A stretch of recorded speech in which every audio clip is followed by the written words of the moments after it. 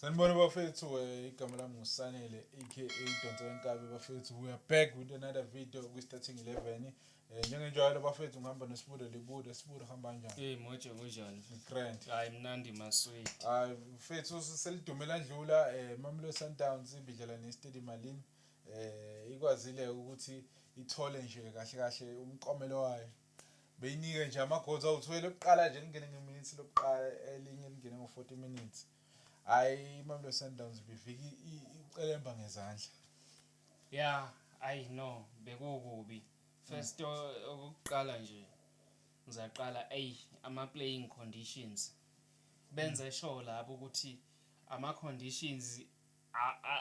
angekho favorable for iMamelodi Sundowns because bayayazi temperature se-South Africa ukuthi ikanjani so bebenesiqiniseko sokuthi la kushisa khona kanje up to 39 degrees angeke baperform angeke babe nayo lo mfutho abayaye badlale ngawo and mabeqala bengena bedlala bekungazathi mfethu angazi bafake ujamu baslowly nale pitch ibhola belingahambi ngalendlela ngathi anganoma be dry yini but bingahambi ngalendlela bekumele hambe ngayo kona nje ama conditions bengibuka bekungamakeki komdawu bekungazathi bakhathele konke enkulu bebeyenza izolo lapho lezi Stade Malini ziphapheme zishaya low block uma ngabe iSundowns attack showcase zishaya low block zithi singalithola ibhola zilikhiphe zishaya i-counter attack ibe yi-long ball sesibhekele emapaleni eSundowns nakhona ibizama ukushaya i-highline inyana kanti laba bazophuma emaceleni bayavuthela laba bantu epaleni bayavuthela labantu bayaconverta balibhala ipali labana okhulu ibhali bebenza ngesho ukuthi first half bafinisha ngeSundowns yabhala kwa1-0 on aggregate kwa3-1 right referee nama assistant up nama linesman ne-VAR first half bekuzingubo zodwa yabo bekuyingubo abajajanga ama offside ngendlela abekufanele kuze kwathatha isikhathi eside becabanga bebuza ulanimeni uyayibona umdlalo ukuthi uphumele ngale iflag ulibhekisa phansi nje ucabanga kabili uyarun uyavuma baze baconvert lapho ukuthi balishaya igoli kuyi-offside bajabula kwaba isikhathi eside kumzukuzuku khona olimele ne-VAR angazi noma ababonini kahle abahlala kuyona emehlweni ukuthi i-offside le esikwazi ukuthi siyibone ku-TV yagcina ngokujajwa ngesikade of which imishini kahle kahle beke ukuthi le team yase South Africa ayidliwe iphume la kwazi sesephumile ama team amakhulu yabo na kwaqhubeka nje leso simo sinjalo ku slow eswini abaperform kahle oIreland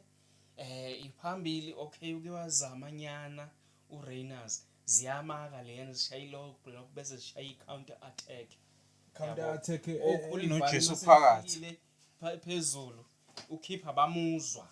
okhulibhala mase befikile phambili bavuthela ipali alivuthela ipali labuye kwayibounce back lafaka ibhola lakhahlela ibhola langena nethini yabhala 2-0 short and li on target liyigoal into ekwenziwa sure ukuthi noma ngathi uyayizama ukhipha ayichithele phakathi bengeke enze lutho bekuvuthelwa laphana ngazathi belishawa umshini lela bhola ngendlela bekukhahlelwa ngale palini bekuvuthelwa hlahla leyo iSundowns ayizange iliconcede igoli lethathu kwi first half ama cooling break abekhona but awayisizange iSundowns yabo kuze kwasizwa mase kiwe changing room maybe bekukhona ama aircon or ama fan cause uyithe mayibuye iSundowns yaphapha wambona umdawu nangoku umdawu lapha wasibona isisu wambona uModiba lapha yana sekuyaphapheme wambona no Rangers phambili seyiyakwazi ukwenza imove isiyakwazi ukucingisa iStade Malini Sundowns ibhola seyashawa lamaphasi yiko ukuthi ayibe ngekho accuracy amanye amaningi asazi ukuthi kuyini uthi uyashaya ngemuva enye ingafiki intercepte kalula but lapho iSundowns iphikaphile bamaka lapha noNdamane by the way uNdamane uyakwazi ukushaya amaphasi kahle naye akagcini ngokulokhujana amaka ibhola liholdi kahle akhipha ipass eya emntwini ukuthi le pass inga develop to i-attack amaphasi la mjida yeah pass uNdamane esinye seskill bengingasazi esinye seskill engingasazi be rough le team ya bengitshela ukuthi i-red card yokuqala izoqhamuka kubona bebe rough and bebengafuni ukuthi kujudge ukuthi ba rough i-card liphume kubona bona okwabo kwakumele bakore nge-first leg kukhona ureferee ongarobhani ne-VAR engarobhi yabo kwakumele bakore nama conditions are right so this time around namhlanje bafuna ukuwina ngenkani umdlalo weSundowns mayiphethe ibhola fanele bamkantshe yabo kwafika isimo uAubrey Modiba wadlala kabi umuntu umdlali lapha ya and kwaba yi-straight red card asingaphikiswa nje beyideserve nje nayibonile futhi lucky for Sundowns ucoach wenza ama-substitute right fast umkhipha uLeyners wakhipha no Alend kwangena uLeon noMatteo waphuma futhi no Santos no Santos sengena khona uZuko Mdunyane uSalezi uphumile wafaka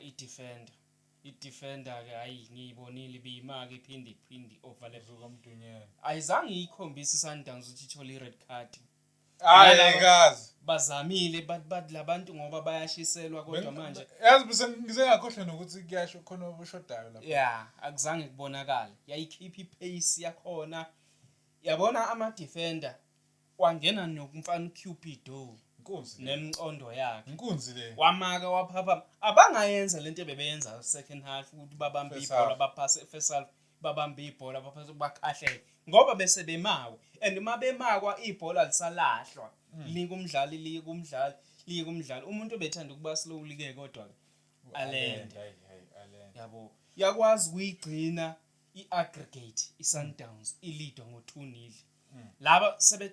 bathola ikona ngomzuzu wokugcina sebethembile ukuthi bazokwazi ukuthi ba-convert lutho hayi no Mr goalkeeper abambe ibhola besathu kulala kancane ayabona into engiyibonile iSundowns sina experience iyokwenza lento abayenzayo hayi naye uZuko Mdunyane uzowayithatha yellow card waste isikhathi nje ngokuphosa ibhola ngokuphosa ibhola nolimalayo athatha isikhathi sakhe ehleli lapha yabona iSundowns sayenza lento le ukuthi mawungikantshile ngizovuka manje hayi ngidlala ibhola noma ngadliwa yalalo mawulida very careful idlala kanjalo yilama team ale afundisana yabo first of all nje ile condition yokudlalisa abantu kabuhlungu no referee bebeyingubo zodwa second half bebewabona lokhujana ulineman ama offside mase kuyiSundowns bewabona yabona angazi noma uRangers ile Rangers actually le Rangers usheshe wayibona akuzange kudinge ngisho i-VAR no ref washeshe wayishaya impempe ngabe kanti fanele kudliwe i-team yakuyiphi i-country ngebhada izange nje hayi igoal lesithathu ukuthi equalize izoya emapenaltini yabo yadliwa kanjalo iStade le game ibe yi-2-1 uyawina uyadliwa uba knockout out i-tournament i-3-1 winile kodwa dliwe le Sundowns iyawina idliwe kodwa yawina yaqhubeka next round kwi-last 8 kodwa idliwe 2-0 ithola i-clean sheet